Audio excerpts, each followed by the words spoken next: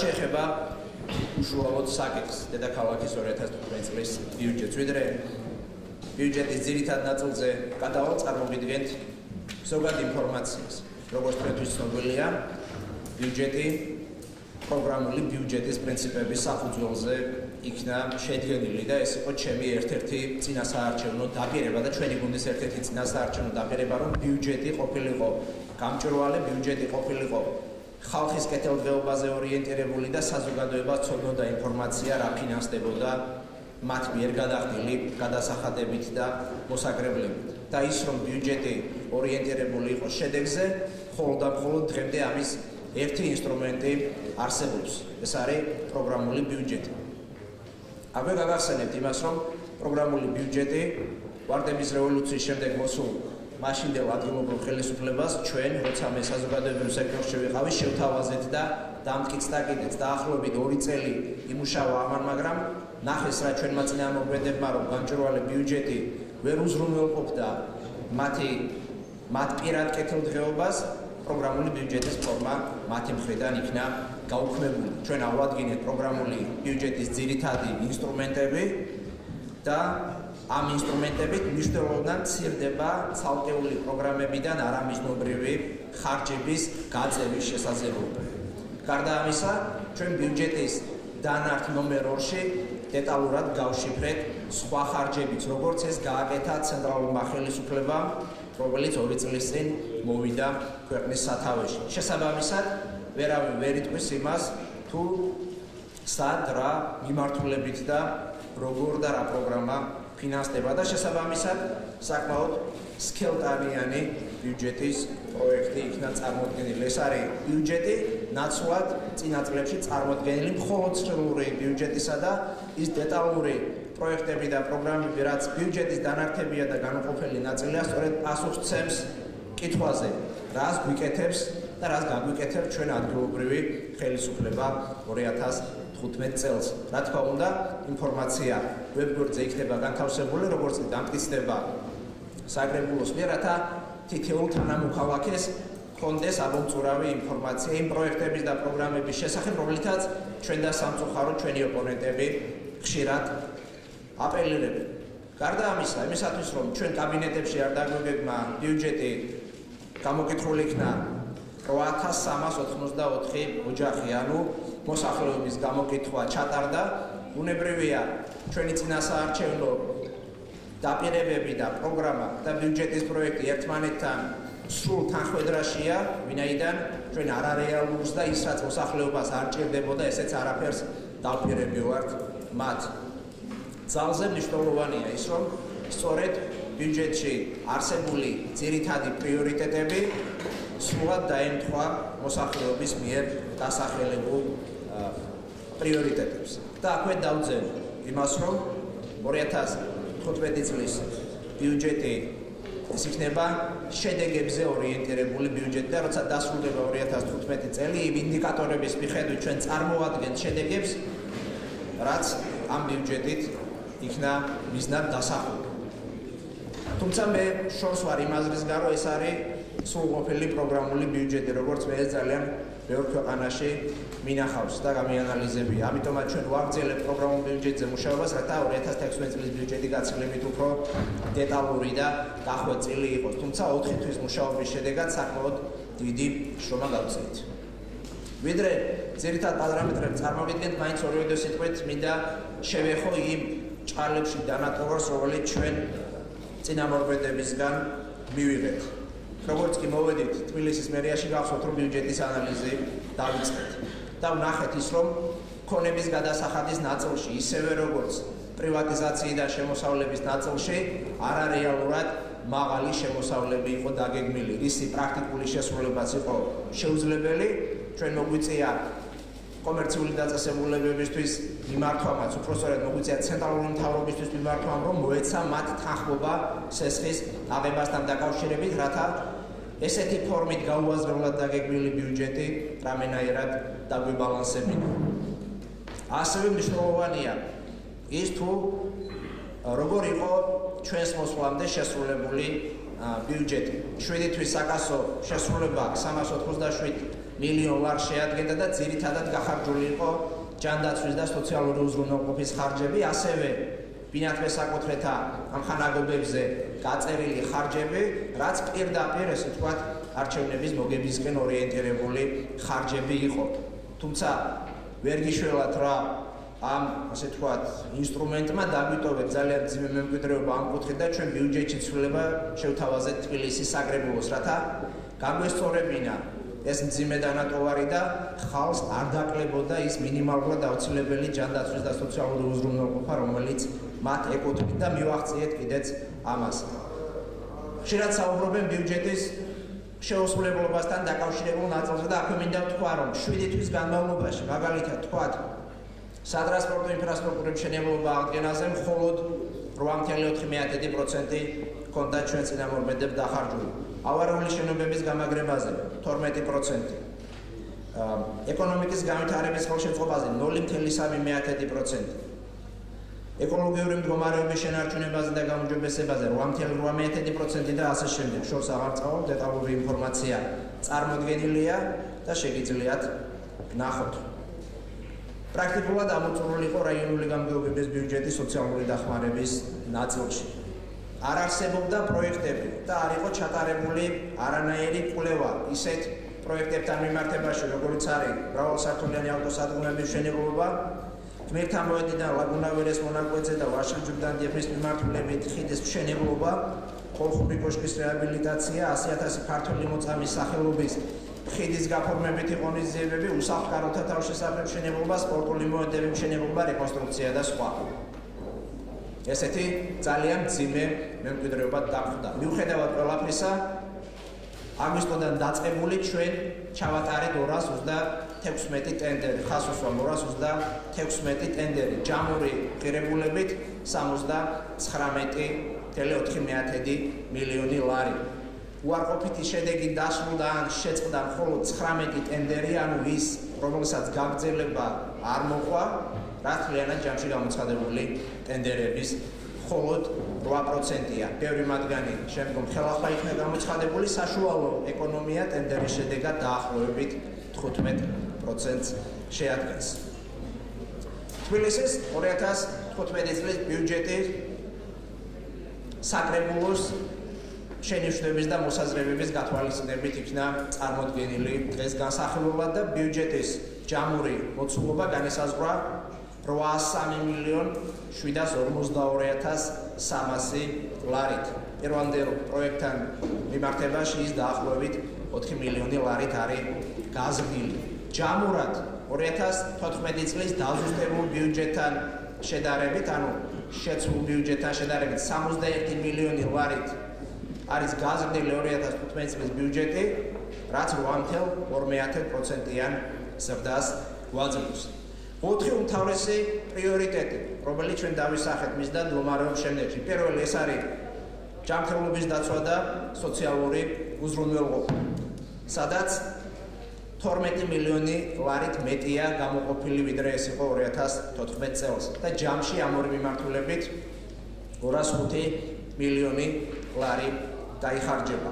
ჩვენ რამდენიმე თვისობრივად ახალი პროგრამა შევთავაზეთ საზოგადოებას, რომელზეც ძალიან მაღალია მოთხოვნა და რომელიც წინა წლებში არ ფინანსდებოდა. მაგალითად, ცეჰეპატიტით დაავადებული ადამიანების კურნალობის ტაქტის განსაზღვრისთვის საჭირო კვლევების დაფინანსება 1.400.000 ლარი, ლეიკემიით და სხვა ონკოჰემატური დაავადებებით პაციენტების 0-დან 30 წლამდე პაციენტების კურნალობის და ძვლის ტვინის ტრანსპლანტაციის პროგრამა 4 მილიონი ლარი და ასე შემდეგ. სოციალური დაცვის ნაწილში იზრდება კომუნალური ვაუჩერებით დაფინანსების კომპონენტი. ჩვენი წინასაარჩევნო დაპირების შესაბამისად სოციალურად დაუცველ ოჯახებზე ნაცვლად 250 ლარისა ვაუჩერი ორმაგდება და ისინი მიიღებენ 500 ლარს.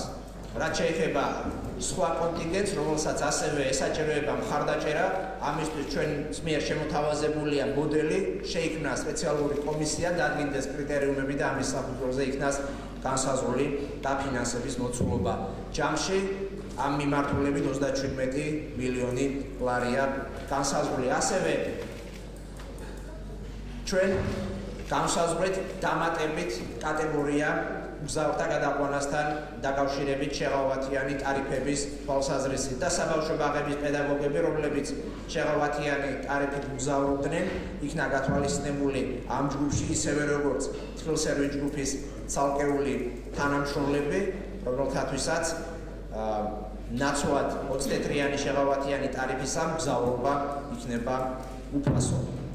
ასევე თბილისში მცხოვრები სოციალურად დაუცველი ოჯახები ყოველთვიურად დახმარების სახით 18 წლამდე ასაკეთითეულ ბავშვზე მიიღებენ 50 ლარს, ნაცვლად ადრე არსებული 25 ლარის, ანუ აქაც გავაორმაგეთ დაფინანსების მოცულობა და ჯამში 7 მილიონი ლარია გამოყოფილი.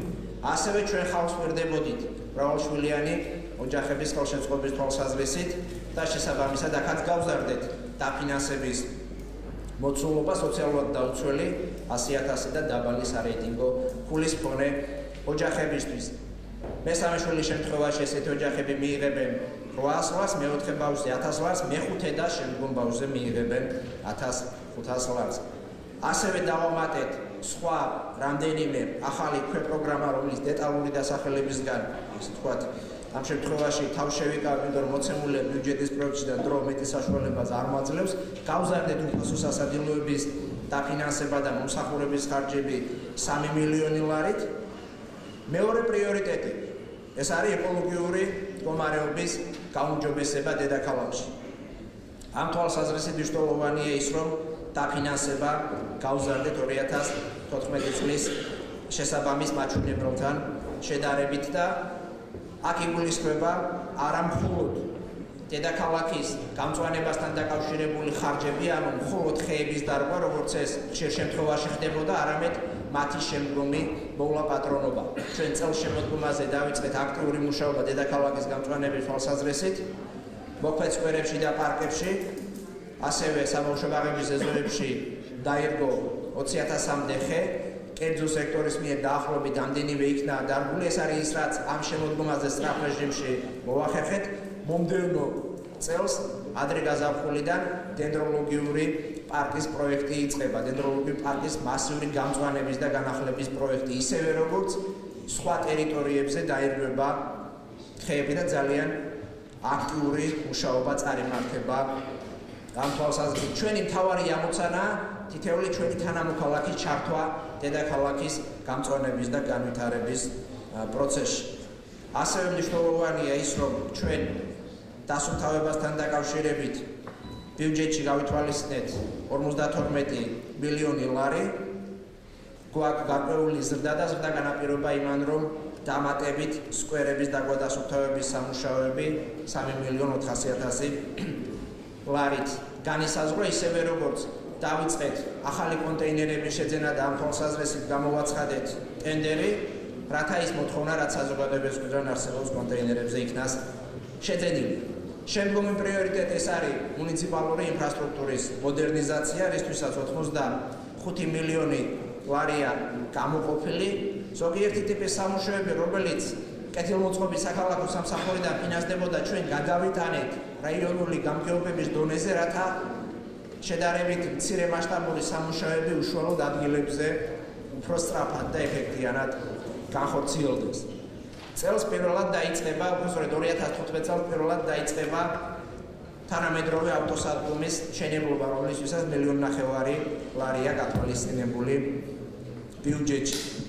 შეკეთდება ყველა ის გზა, რომელიც საჭიროებს შეკეთებას და სხვათა შორის ამაზე ზრუნვა ჩვენ ამ შემოდგომაზევე დავიწყეთ. ვიდრე ზამთრის პერიოდში გზები ძალიან გაუარესდება, ამ შემოდგომაზე უკვე 40-ზე მეტი ტენდერი გამოვაცხადეთ და დავაკონტრაქტეთ შესაბამისი კომპანიები, რათა გზები შევაკეთოთ და ზამთრის სეზონის გავლის შემდეგ უფრო უკეთ შენახული გზები დავხვდეს. ასევე მნიშვნელოვანია ის, რომ დავიწყეთ რამდენიმე დამაკავშირებელი ხიდის აღდგენა, მათ შორის ერთ-ერთი სამუშაოები უახლოეს დღეებში სრულდება გლდანის რაიონში. შემდეგი პრიორიტეტი ჩვენი ეს იქნება საბავშვო ბაღებზე ზრუნვა. ძალიან აქტიური მუშაობით ამ 4 თვის განმავლობაში მოვახერხეთ ის, რომ 3000-მდე დამატებითი ადგილი შევქმნით ჩვენი ბავშვებისთვის და ეს თითოეული ჩვენთაგანისთვის საამაყოა. შევქმნით იმით, რომ არსებულ საბავშვო ბაღებში გაურემონტებელი ფართები, შევქმნით იმით, რომ ერთიან ნაციონალურ მოძრაობას მოუწია რამდენიმე საბავშვო ბაღის შენობის დატოვება, რომელიც მათ ჩვენ შვილებს წაართვეს. შევქმნით იმით, რომ დავიწყეთ ახალი საბავშვო ბაღების მშენებლობა. ჩვენ მომდევნო წელს საბავშვო ბაღების მშენებლობა რეაბილიტაციისთვის 20 მილიონი ლარი განსაზღვრეთ, რითაც დამატებით 4000-მდე ბავშვის ადგილი უნდა შეიქმნას საბავშვო ბაღებში და გავზარდეთ ჯამში საბავშვო ბაღების მართვის და განვითარების პროგრამის ღირებულება. 8 ახალი საბავშვო ბაღის მშენებლობა იქნება 2015 წელს, რომლის ნაწილიც წელს დავიწყეთ. ზოგიერთი მათგანი სატენდერო პროცედურები დასრულდა და უახლოეს დღეებში დავიწყეთ მშენებლობას და ამ თვალსაზრისით დედაქალაქი გამორჩეული იქნება. ბინადრ საკუთრეთ ამ ხანაგობების განვითარებისთვის 38 მილიონი ლარი გამოიყოფა, რაც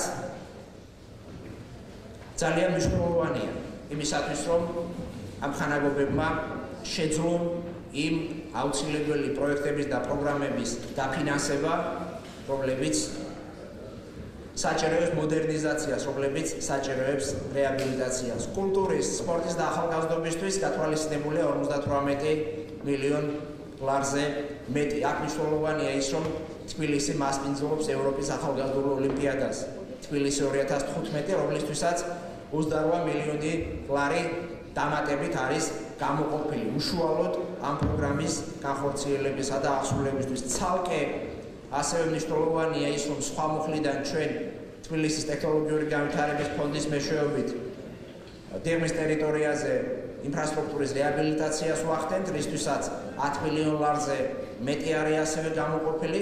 მნიშვნელოვანია ის, რომ დედაქალაქი უმასპინძლებს ევროპის სუპერთას მომდევნო წელს, რისთვისაც ჩვენ ვახდენთ ბორის ბაიჯაძის სახელობის ეროვნული სტადიონის მოდერნიზაციას და 9 მილიონი ლარი არის ამისთვის გათვალისწინებული. სრულად თანამედროვე UEFA სტანდარტებზე დაყრდნობით მოხდება სტადიონის მოდერნიზაცია იმისათვის, რომ ერთხელ და სამუდამოდ გქონდეს თანამედროვე ცივილური სტადიონი.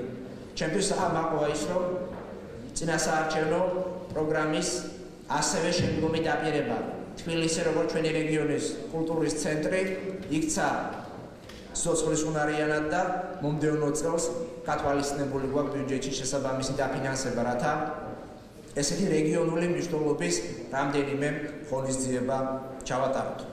ეკონომიკის განვითარებისა და ხელშეწყობის პროგრამის ნაწილში 10 მილიონი ლარი განისაზღვრა, რომელიც 4,9 მილიონი ლარით მეტია, ვიდრე 2014 წელს იყო განსაზღვრული. აქ მნიშვნელოვანია ის, რომ ჩვენ გავითვალისწინეთ დედაქალაქის განაშენიანებისა და განვითარების გენერალური გეგმის მომზადებისთვის 2,300,000 ლარი და დედაქალაქის სტრატეგიული განვითარების გეგმის მომზადებისთვის 200,000 ლარი. ჯამში 2,5 მილიონი ლარია გათვალისწინებული. აქვე მინდა საგრებულოს შემადგენლობას უთხრა დიდი მადლობა იმისათვის, რომ მათი მხრიდან ეს მოთხოვნა ძალიან ეს თქვათ აქტიურად იყო დაყენებული და განვითარებული. ეს არის ის, რაც ჩვენ აუცილებლად გვჭირდება იმისათვის, რომ დედაქალაქი განვითარდეს, მიზნობრივად დედაქალაქი განვითარდეს გეგმის შესაბამისად. დეველოპერული მეწარმოების განვითარების ხელშეწყობისთვის 500,000 ლარი იქნა ასევე განსაზღვრული. გრძელდება პროგრამა თბილისი ტურისტულად მიმზიდველი ქალაქი, რომლის ფარგლებშიც ტურისტული ინფრასტრუქტურის განახლება და დედაქალაქის ტურისტული პოტენციალის გაზრდა არის დაგეგმილი. საზოგადოებრივი წესრიგის და უსაფრთხოებისთვის გათვალისწინებულია 24,700,000 ლარი, რაც 2 მილიონი ლარით მეტია, ვიდრე 2014 წელს. აქ უნდა აღინიშნოს ის, რომ აღნიშნულ პრიორიტეტს დაემატა ახალი პროგრამა ცხოველთა მონიტორინგისთვისაც 2,900,000 ლარია განსაზღვრული. მე მოვისმინე თემით მანიპულირება იმასთან დაკავშირებით, რომ ნაცვლად ამ სამსახურის ცენტრალური ხელისუფლებისთვის გადაცემისა ხდება პირიქით ბიუჯეტის გაზრდა, ეს ესე არ არის. დამატებით ძალიან მწვავე ფუნქცია, რაც არსებობს დედაქალაქში ცხოველთა მონიტორინგთან დაკავშირებით, სწორედ ამ საერთაშორისო წესების შესაბამისად დაემატა ამას, უბრალოდ ერთ მუხლში არის გაერთიანებული ეს ყველაფერი. Წარუადგილობითი და აღმასრულებელი ორგანოების ხარჯები 90 მილიონი ლარით არის გათვალისწინებული. აქ მინდა შევეხო ერთ საგნს, რომელიც ასევე თემით მანიპულირების საგანი გახდა, რაც ეხება მერიის ადმინისტრაციის შრომის ანაზღაურების მუხლში გათვალისწინებულ საპრემიო ფონდს. ადრე რაიონული გამგეობებისთვის გათვალისწინებული საპრემიო ფონდი რატომღაც ადმინისტრაციის ხარჯების ქვეშ იყო გათვალისწინებული, რაც შესაბამის სტრუქტურულ ერთეულებში იქნა გადანაწილებული. და დავუძენ ასევე ერთ ინფორმაციას იმასთან დაკავშირებით, რომ გუშინ ძალიან ცხარე კამათი ჰქონდა თბილისის გუშინ წინ უпроსორედ გამგეობის ხდომაზე საახალწლო პრემიებთან დაკავშირებით და მე ამაყი ვარ, რომ ხელმძღვანელობ იმ მთავრობას, რომლის შემადგენლობამაც საახალწლო პრემიების აღებაზე თქვა უარი და თითოეულ მათგანს მინდა აქვე მადლობა გადავხატო.